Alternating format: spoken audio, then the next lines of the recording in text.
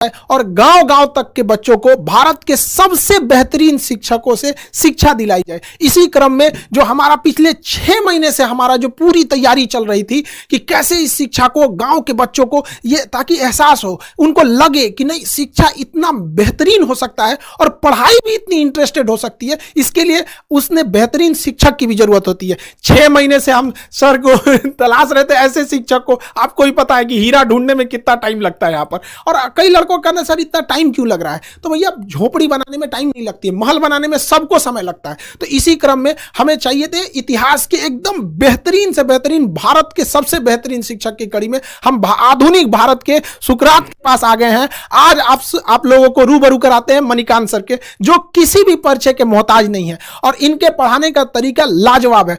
पढ़ने के बाद लड़कों को फील होने लगता है कि नहीं अब तो हमारा सिलेक्शन पक्का होने वाला है। तो भारत के सबसे बेहतरीन शिक्षक से पढ़ने का आपको मौका मिल रहा है और हम खुद गौरवान्वित महसूस कर रहे हैं कि आधुनिक भारत के सुकरात के साथ आज हमें यहां मौका मिल रहा है। आप लोगों को भी यह मौका मिलेगा और आप लोग समझेंगे कि कैसे भारत का अब निर्माण होगा, क्योंकि जो विशाल अखंड भारत की जो परिकल्पना थी वो जैसे हमारा उस समय अखंड भारत चाणक्य जैसे विद्वानों से बना था, उसी तरह अब हमें आगे बढ़ना पड़ेगा हम सब लोग को। उस समय एक चंद्रगुप्त मौर्य ने देश को जोड़ा था, लेकिन आज हजारों चंद्रगुप्त मौर्य की जरूरत पड़ेगी।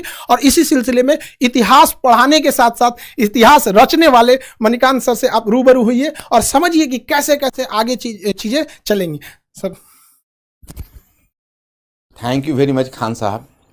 पहली बात तो मैं खान साहब को बहुत बहुत इस बात के लिए धन्यवाद और ज्ञापित करना चाहूँगा कि इन्होंने इतना बड़ा मिशन शुरू किया है। और मैं अपने स्टूडेंट्स को इस बात का भी जवाब देना चाहूँगा क्योंकि काफ़ी क्यूरियोसिटी उनको होगी। कई बच्चे साइट पर भी लिखते हैं कि सर बहुत खुशी हुई कि आप इस मिशन से जुड़े हुए, जैसे खान साहब ने आपको अखंड भारत कहा। मैं आपको इस बात का अभी मैं आपके साथ कुछ शेयर करना चाहता हूँ क्योंकि मैं स्टूडेंट्स मेरा अपना मानना है और जो खान साहब का भी मैं देख रहा हूँ इनका भी यह प्रिंसिपल रहा है कि मैनेजमेंट और स्टूडेंट्स के बीच, टीचर्स और स्टूडेंट्स के बीच कंप्लीट ट्रांसपेरेंसी होनी चाहिए। तो मैं पहले आपको बताऊं कि मैंने क्यों खान साहब के इस मिशन में शामिल होना स्वीकार किया। इन्होंने पहली बात जब कही तो मुझे काफ़ी इंप्रेसिव लगा। इन्होंने कहा कि देखिए ये कोर्स नहीं है, ये मिशन है, ऐसा मिशन जिसको हम पूरे भारतवर्ष में फैलाना चाहते हैं। और ये पिछले 20 ईयर से मैं सोच रहा था। अब देखिए इन्होंने एक बात कही तो मेरे रोंगटे खड़े हो गए क्योंकि मैंने आज तक कभी इस पर सोचा भी नहीं था। मैं पिछले 30 वर्षों से इस फील्ड में हूँ, इतनी कम उम्र में ये आइडिया इनके दिमाग में कैसे आया। इन्होंने कहा कि अभी लगभग 5 लाख बच्चे यूपीएससी में अपीयर होते हैं और हम उसके नंबर्स को 20 लाख अगर कर दें तो क्वालिटी ऑफ स्टूडेंट्स बदल जाएगा, कंपोजिशन ऑफ स्टूडेंट्स बदल जाएगा और रूरल अर्बन का डिवाइड भी समाप्त हो जाएगा जो यूपीएससी में बना हुआ। ये मुझे बहुत अपीलिंग लगी। मुझे लगा कि भाई इनमें इतना जज्बा है। 5 लाख से 20 लाख, 15 लाख का एडिशंस। अब ये तो यही बताएंगे कैसे करेंगे, लेकिन मुझे चूंकि बता चुके हैं तो मैं चाहूंगा कि भाई इन्हीं के मुख से आप सुने कि 5 लाख से 20 लाख कैसे करेंगे। सर का कहना है कि 5 लाख से, देखिए अभी लगभग 5 लाख लड़के यूपीएससी का फॉर्म भरते हैं, जिसके सबसे बड़े कुछ रीजन में है कि इतनी महंगी है यूपीएससी कि अगर आप सोचिएगा कि सस्ता में कहीं कर ले तो सर जैसे महान शिक्षक से पढ़ने का अवसर नहीं मिलेगा। और अगर सर जैसे महान शिक्षक से पढ़ने का मौका चाहिए तो आपके पास बहुत 2-3 लाख रुपए चाहिए। पहले के समय में एक ये था, सर जैसे कहें कि 20-30 साल से सर का भी ये सपना था कि अब देश बदलना है।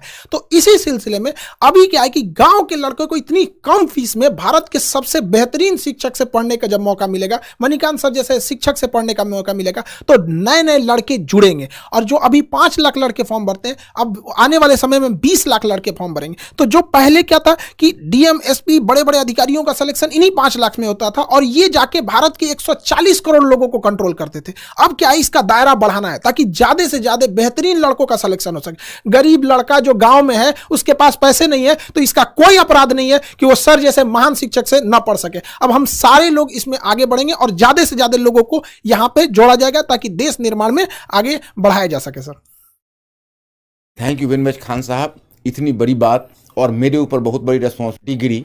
मैं एक चाहूँगा कि एक बहुत ही कर्मठ सिपाही की तरह इस मिशन को जरूर आगे बढ़ाऊं क्योंकि ये मैं पिछले 20 ईयर से, जैसा इन्होंने कहा, 20 ईयर से मैं सोच रहा था। दूसरी बात कि मैंने खान साहब एक अखंड भारत शब्द का बहुत ज़्यादा प्रयोग करते हैं, मेरे सामने भी किया। तो मैंने खान साहब से क्वेश्चन किया कि what do you mean by अखंड भारत, आपको अखंड भारत से मतलब क्या है। तो खान साहब ने कहा कि देखिए इसके तो कई मतलब वैसे मैं निकालता हूं, लेकिन एक जो मेरा बड़ा मतलब है वो ये है कि जैसे वल्लभ भाई पटेल ने पूरे भारतवर्ष का एकीकरण किया था जब उन्होंने स्वतंत्रता के बाद उसका एक तरह से आप कहिए तो प्रिंसली स्टेट्स का जो देसी रियासत थे उनका विलय किया। लेकिन इंडिया एजुकेशनली बहुत डिवाइडेड रहा, बहुत डिवाइडेड रहा। और 16% साक्षरता मात्र 75% तक पहुंच गई, ये तो साक्षरता का हाल है, और शिक्षा का तो हाल मत पूछिए। इनका कहना है कि हम डिजिटल इस रेवोल्यूशन से हम पूरे इंडिया की एजुकेशन के इस फासला को तय करेंगे। भाई ये तो बहुत बड़ी बात है, इतनी कम उम्र में इतनी बड़ी बात इन्होंने सोची है। मतलब मैं तो चकित रह गया, और मैं सोचा कि भाई इस बस को मिस नहीं किया करना चाहिए, इसको जरूर आगे बढ़ाना चाहिए। और इतने बड़े मिशन में मैं और लोगों को भी कहूँगा, मैं सारे शिक्षक समुदाय से अपील करूँगा कि इस मिशन में आए। ये बहुत बड़ा मिशन होगा और इससे सेटिस्फैक्शन मिलेगा, हर आदमी को जीवन में एक मीनिंग मिलेगी। तो और दूसरा तो ये दो इनका मुद्दा रहा, और इसी वजह से मैं इस प्लेटफॉर्म पर हूँ। तो मुझे लगता है कि मेरे स्टूडेंट्स लोग अभी मेरे इस क्वेश्चन का मतलब there question has already been answered. चलिए, आप लोगों ने तो सुना होगा भाई, अभी मैं जुड़ा हूँ और मेरे कुछ बंधुवर और भी अच्छे शिक्षक जुड़े हैं। मेरा विश्वास है, और जब मैं इनकी आंखों में देखता हूं तो मेरा विश्वास और भी बढ़ जाता है, क्योंकि मैंने इतना ऑप्टिमिस्टिक इंसान अपने लाइफ में बहुत कम देखा है। ये पूरे भारतवर्ष के संदर्भ में बोलते हैं, यही अपने आप में आज तक मैं कभी ये शब्द के लिए हिम्मत नहीं जुटा पाया था, लेकिन अब इनके साथ मिशन से जुड़कर मैं भी अब हिम्मत जुटा पा रहा हूँ। सर, आप लोगों की बहुत जरूरत है देश को। देश को बहुत ज्यादा जरूरत है, समाज की अंतिम पीढ़ियों को। और हम इतना विश्वास दिलाते हैं कि आप लोगों को ना एक इतिहास पढ़ने के साथ साथ इतिहास रचने का मौका मिलेगा। और सर, यही बच्चे निकलेंगे और बदलेंगे। कि कभी कहा जाता है कि हिंदी मीडियम के लड़कों का रिजल्ट नहीं हो रहा है, ये बड़ा चीज है। अरे हिंदी मीडियम के लड़कों को आपने मौका कहां दिया? वहां पर गरीब बच्चा जो गांव के सड़कों पे घूम रहा है, तो ऐसा थोड़ी है कि उसके पास योग्यता नहीं है, अरे उसके पास पैसे नहीं है। अब कोई बाधा नहीं आएगी सर। लड़कों का तो कई लड़कों का कहना है कि सर आ गए, अब हम तो कोई किला उखाड़ देंगे। देखिए, खान साहब ने दो बातों को मैं कहना चाहूँगा। खान साहब का एक मुझे प्लान बहुत अच्छा लगा, जैसे एक हिंदी मीडियम तो रहेगा, लेकिन मैंने एक देखा खान साहब कि हिंदी मीडियम में जो बच्चे होते हैं उनके मन में कहीं ना कहीं अंग्रेजी के लिए एक ऐंठन होती है। और आप ग्रामीण क्षेत्रों में ऐसा देखेंगे कि इंग्लिश लोग लिख लेते हैं लेकिन इंग्लिश बोल नहीं पाते हैं। आप गौर करके देखेंगे, इंग्लिश समझ लेते हैं लेकिन इंग्लिश में अगर उनको एक्सप्रेस करने के लिए कहा जाता है तो दिक्कत होती है।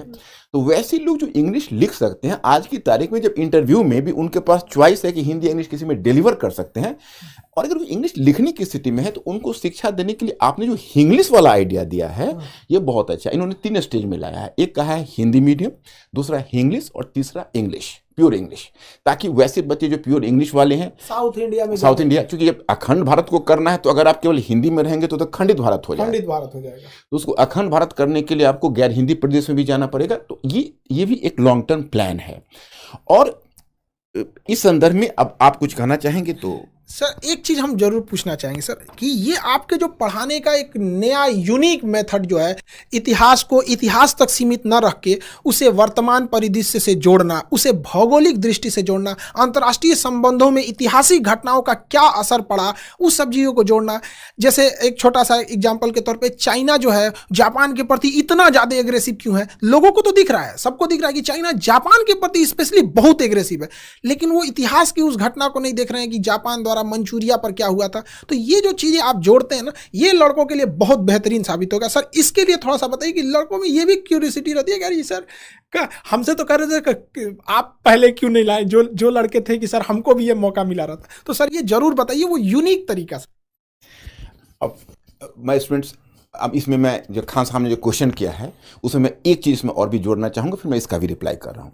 मैंने खान साहब से पहला क्वेश्चन किया था, इन्होंने जब अपनी फ़ी को 7500 रखी, मैंने कहा कि खान साहब कहीं आपका ध्यान क्वांटिटी पर ही तो नहीं है, क्वालिटी, कहीं ऐसा तो नहीं कि क्वालिटी के साथ कोई कॉम्प्रोमाइज़ होगा, क्योंकि क्वालिटी के मामले में मैं बहुत ज़्यादा सेंसिटिव रहा हूँ। सर यहाँ हम आपको रोकेंगे यहाँ पर। एक बात बताइए, लड़के लोग जहाँ पे सर खड़े रहेंगे वहाँ पे क्वालिटी के बारे में अगर कोई डाउट कर रहा है तो फिर उसको एक बार पुनर्विचार करना चाहिए कि वो किस दुनिया में जी रहा है। सर, तो आपका रहना, एक इतने बड़े चीज़ों का बनना ही अपने आप में इस बात का प्रमाण है कि क्वालिटी तो बेस्ट रहेगी, बेस्ट में भी सबसे बेस्ट, कि लड़कों को लगने लगे कि पढ़ने के बाद मेरा तो हो ही जाएगा। सर,